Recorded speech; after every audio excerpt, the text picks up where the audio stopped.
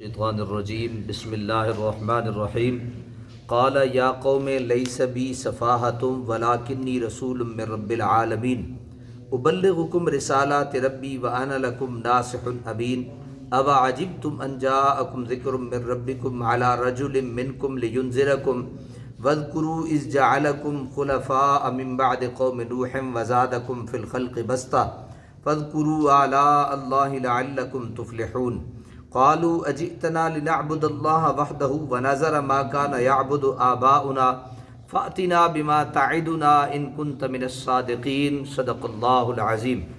آیت نمبر 66 سے لے کر آیت نمبر 70 تک سورہ الاعراف پارہ 8 ہم انشاءاللہ آج سماعت کریں گے۔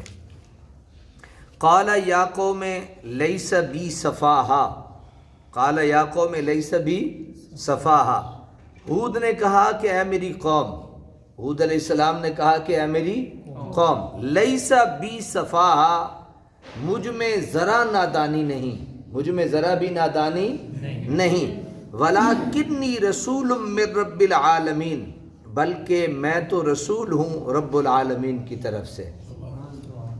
مجھ میں نادانی ہو نہیں سکتی کیونکہ مجھے بھیجنے والی ذات کامل و اکمل ہے اور وہ رب العالمین ہے، جو تمام جہانوں کا رب ہے، اس نے مجھے بھیجا ہے، تو اس کے بھیجنے کی وجہ سے مجھے یہ کمال ملا ہے کہ مجھ میں ذرا بھی نادانی نہیں ہے۔ ابلغکم رسالات ربی، پہنچاتا ہوں تمہیں رسالات ربی، اپنے رب کے پیغامات، وَأَنَا لَكُمْ نَاصِحٌ امین، اور میں تو تمہارا ایسا خیر خواہ ہوں جو دیانتدار ہوں۔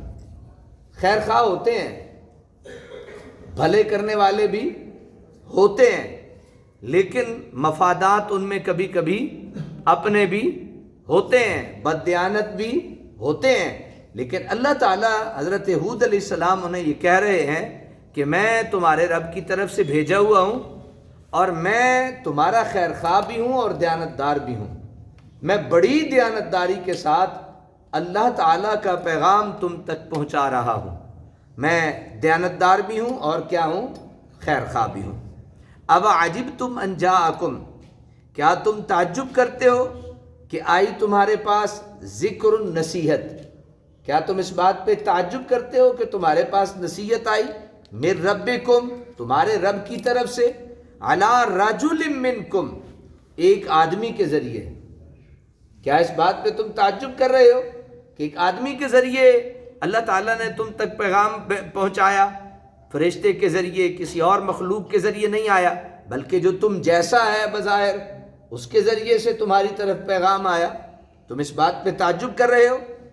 لِيُنذِرَكُمْ، پیغام کیوں لایا؟ تاکہ وہ تمہیں ڈرائے۔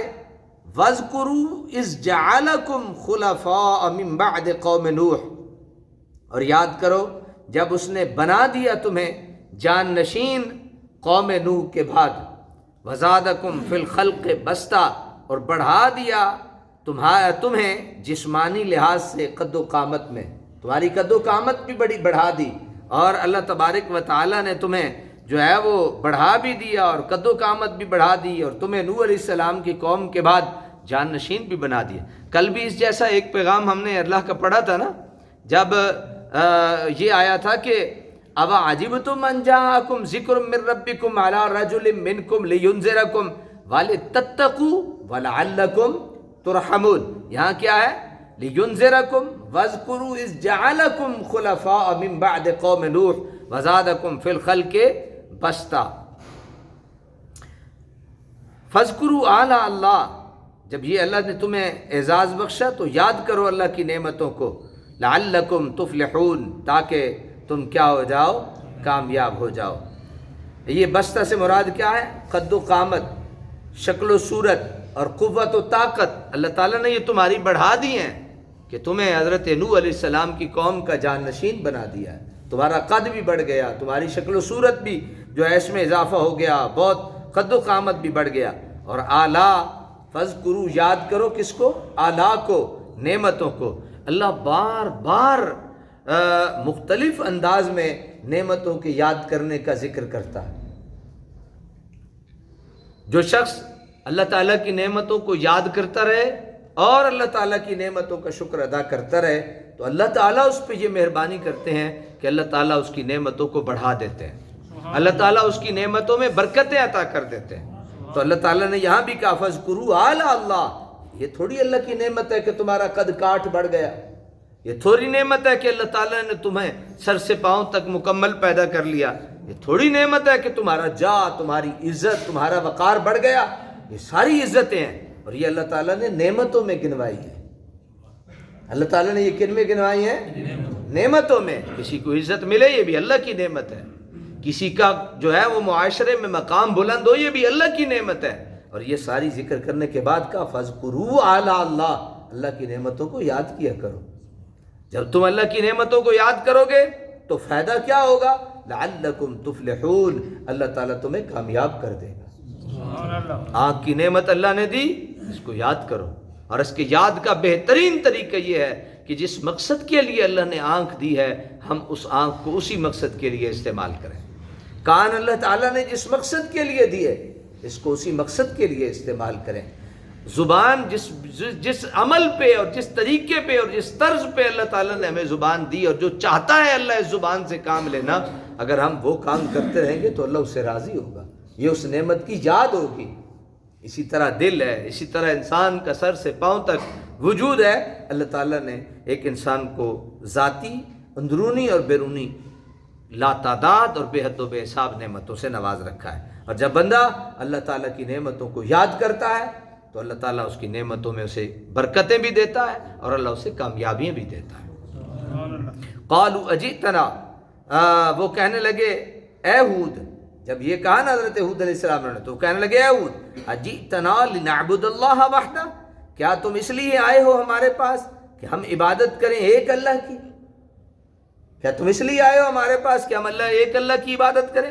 وَنَذَرَ مَا كَانَ يَعْبُدُ آبَاؤُنَا، اور چھوڑ دیں ان معبودوں کو جن کی عبادت کیا کرتے تھے ہمارے باپ دادا۔ کیا تم اس لیے آئے ہو؟ فَأْتِنَا بِمَا تَعِدُنَا، سو لے آؤ ہم پر وہ عذاب جس سے تم ہمیں ڈراتے ہو، ان کنت من الصادقین، اگر تم سچے ہو۔ بڑے دیدہ دلیر لوگ تھے، فوراً عذاب کا مطالبہ کر دیا۔ اب ان کو کیا علم کہ یہ عذاب کیا ہوتا ہے، ان کو کیا علم کہ اللہ کی پکڑ کیا ہوتی ہے۔ ہم تو ہر وقت اس اللہ کے عذاب اور اللہ کی پکڑ سے پناہ مانگتے ہیں اور عرض کرتے ہیں بار الہ ہمیں دین دنیا آخرت کے عذاب سے محفوظ فرما لیں۔ تو بڑے بے دھڑک کہتے ہیں کہ ہم آپ اس لیے آئے ہیں کہ ہم ایک اللہ کی عبادت کریں اور چھوڑ دیں ان معبودوں کو جن کی ہمارے باپ دادا عبادت کیا کرتے تھے۔ فَأْتِنَا بِمَا تَعِدُنَا، اگر ایسی بات ہے تو پھر لے آؤ وہ عذاب جس سے تم ہمیں ڈراتے ہو، ان کنت من الصادقین، اگر تم کیا ہو سچے ہو، اگر تم کیا ہو سچے ہو۔ کسی چیز کو ماننے یا نہ ماننے کے لیے بڑی توجہ چاہوں گا آپ سب حضرات کی، کسی چیز کو ماننے یا نہ ماننے کے لیے وہ عقل ناقص کے فتویٰ کے پابند تھے، یعنی وہ اپنے عقل ناقص کی بات مانتے تھے۔ ان کی سمجھ میں یہ بات نہ آ سکتی تھی کہ اس کارخانہ ہستی کے مختلف نوعیت کے بے حد و بے حساب کام ایک ذات کی مشیت و ارادہ سے وابستہ ہے۔ اللہ تعالیٰ کی مشیت اور اللہ تعالیٰ کی مرضی اور ارادہ سے ہے نا، اللہ تعالیٰ جو چاہتا ہے وہ ہوتا ہے۔ انہوں نے تو ہر کام کے لیے الگ الگ معبود بنا رکھے تھے، اور اس باطل کو حق یقین کرنے کے لیے ان کے پاس ایک اور زبردست سہارا تھا، وہ یہ کہ ان کے آباء و اجداد کا یہی عقیدہ تھا۔ یعنی ان کی اس بات کو سچ ثابت کرنے کے لیے اور تو بات تھی نہیں ان کے پاس، صرف ایک ہی دلیل تھی، وہ کہتے تھے ہمارے باپ دادا ایسے کرتے تھے اس لیے ہم بھی کریں گے۔ بھئی باپ دادا جو کرتے تھے ضروری تو نہیں نا کہ وہ عمل ٹھیک ہو۔ جی، اور وہ کسی قیمت پر بھی ان کی اندھی پیروی سے دور ہونے پر آمادہ نہ تھے، اس لیے انہوں نے اپنے نبی کی پند و نصیحت کو بڑی سخت مہری سے ٹھکرا دیا اور انہیں صاف صاف کہہ دیا کہ جس عذاب کی تم ہمیں ہر وقت دھمکیاں دیتے رہتے ہو اسے لے آؤ۔ ایسا برتاؤ کوئی اس قوم ہی کی خصوصیت نہیں۔ جب کبھی حق و صداقت کے کسی علم بردار نے اپنی قوم کو ان کی غلط روی سے روکا، انہوں نے کم و بیش ایسا ہی جواب دیا۔ لوگ ایسے ہی جواب دیتے ہیں، بس صرف انداز بدلا ہوا ہوتا ہے، کوئی اس کو اس انداز میں دے دیتا ہے اور کوئی کسی کو کس انداز میں دے دیتا ہے۔ مثلا ہمارے ہاں کیا ہوتا ہے، ہمارے ہاں یہ ہوتا ہے کسی کو پردے کا کہا جائے نا کسی کو، تو پتہ ہے جواب کیا دیتی ہیں آگے سے؟ کہتے ہیں پردہ دل کا ہوتا ہے. ایسی جواب نہیں ہوتا. اصل تو چاہیے تو یہ تھا کہ جب قرآن اللہ کا حکم سنا دیا جاتا تو وہ اس پہ عمل کرنا شروع کر دیتی. لیکن کیا ہوتا ہے؟ تو یہ کہہ دینا کہ پردہ تو دل کا ہوتا ہے، یہ بھی اللہ کے عذاب کو دعوت دینے کے مترادف ہے. ایک آدمی ہے، اس کو نماز کا کہا جائے تو کہتا ہے اسی اپنی پڑھنی ہے، تسی اپنی پڑھنی ہے. یہ تو شکر ہے خدا نو نہیں آگے تو اپنی پڑھنی ہے، اسی اپنی پڑھنی، کیوں خدا نے حکم دیا ہے. کوئی بھی عالم دین بیٹھ کے کسی کو کچھ بتا رہا ہوتا ہے کہ نماز پڑھو تو وہ اللہ تعالیٰ کے حکموں کو آگے پہنچا رہا ہوتا ہے. تو جب وہ اللہ کے حکموں کو آگے پہنچا رہا ہوتا ہے تو گویا اس کا تو انکار نہیں ہے. یہ تو رب تعالیٰ کی بات اور رب تعالیٰ کے حکموں کا انکار. تو کہتے کیا ہے؟ کیا کہتے ہیں؟ ہر بندے اپنی پڑھنی ہے. تو یہ ہر بندے اپنی پڑھنی ہے، یہ بھی اسی کا جواب، اسی کے مترادف ہے کہ یہ کہہ کے نماز کا انکار کر کے وہ بندے اللہ کے عذاب کو دعوت دے رہے ہوتے. کوئی نماز کا کہے تو پتہ یہ بھی جواب آتا ہے تو بڑا وڈا حاجی ہے، تو بڑا وڈا حاجی ہے. تو کیا یہ بھی اللہ کے عذاب کو جو ہے وہ دعوت دینے کے مترادف ہے؟ یعنی اسی جیسی ملتی جلتی باتیں ہمارے معاشرے میں بھی موجود ہیں. اس سے معلوم ہوا کہ اگر آباء و اجداد گمراہ ہوں تو آنکھیں بند کیے ہوئے ان کے پیچھے دوڑتے چلے جانا کوئی عقل مندی نہیں.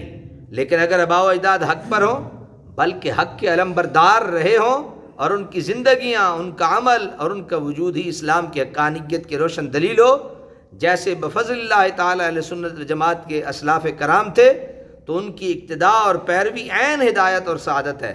حضرت غوث اعظم، حضرت خواجہ اجمیری، حضرت داتا گنج بخش، حضرت غوث العالمین بہاءالحق والدین زکریہ ملتانی، حضرت مجدد الفسانی وغیرہم، یہ اولیاء کاملین ہیں. یہ اولیاء کاملین ہیں، وہ روشن چراغ ہیں جن کی روشنیاں اور تابانیاں جو ہے وہ ہمارے لیے باعث صراط مستقیم اور صراط مستقیم منور ہیں. تو اس لیے ہمیں چاہیے کہ ہم اپنے وہ آباء و اجداد جو صحیح معنوں میں اللہ کی راستے کی دعوت، توحید اور تبلیغ کرتے جن کی زندگیاں گزری ہیں، ان کی باتیں ماننے میں ہم پیچھے نہ ہٹیں اور پس و پیشت نہ کریں. اللہ تبارک و تعالی ہمیں ضرور کامیابی عطا فرمائے گا.